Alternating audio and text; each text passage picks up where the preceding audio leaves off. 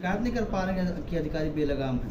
नहीं, 2022 से मैं साथ में था। आज भी मैं भाजपा को समर्थन, भाजपा की नीतियों को, जो राष्ट्रवादी नीति है उसको मैं समर्थन दे रहा हूँ, व्यक्ति विशेष को नहीं दे रहा हूँ।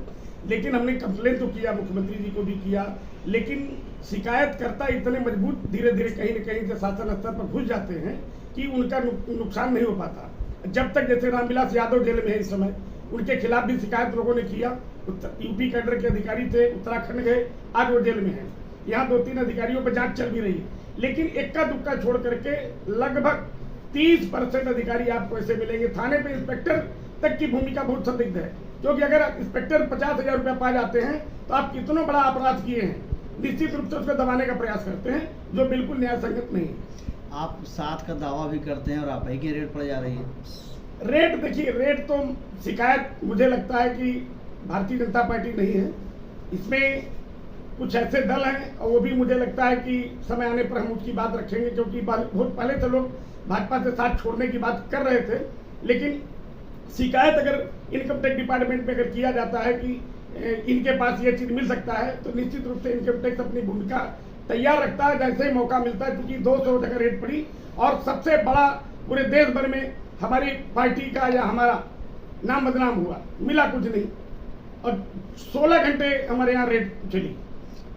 योगी सरकार मदरसों का सर्वे कराने जा रही है, मंशा क्या है उनकी इसमें?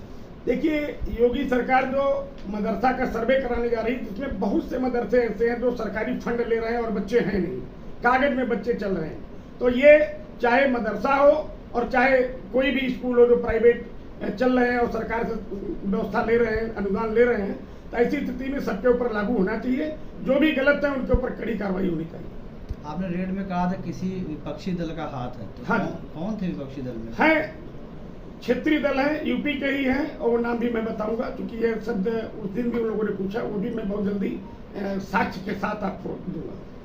तो जौनपुर में आने का क्या मंशा है आपकी? जौनपुर में आने का मंशा ये था कि हमको यहाँ कमेटी हमारी भंग थी 3 साल पहले, तो हम जिलाध्यक्ष आज भानु प्रताप सिंह जी को बनाए हैं।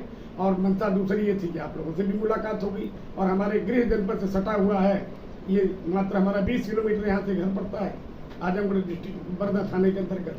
तो एक आप लोगों से जैसे आप पार्टी सक्रिय कर रहे हैं जौनपुर में, तो क्या आगे निकाय चुनाव है, लोकसभा चुनाव भी, क्या उसमें नहीं? ये करीब ये समझ लीजिए कि 2% तो हम लड़ाएंगे ही, भाजपा के गठबंधन से ही लड़ाएंगे।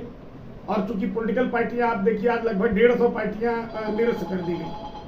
भारत निर्वाचन आयोग ने 150 पार्टियां निरस्त कर दिया, चाहे उनके खिलाफ क्या क्या सबूत मिले थे या जैसे भी जो भी था कार्रवाई किया है।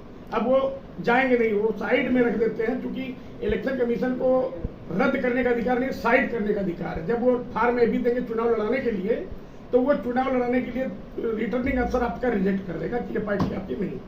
तो निकाय चुनाव में कैंडिडेट उतारेंगे आप? उतारेंगे। अगर भाजपा गठबंधन में आपसे नहीं सहमत हुई तब? देखिए, नहीं सहमत होगी तो आप अपने हिस्से का कुछ तो लेंगे ना। मान लीजिए नहीं करेंगे तो पार्टी आपकी रद्द हो जाएगी, नहीं चुनाव लड़ाते हैं तो।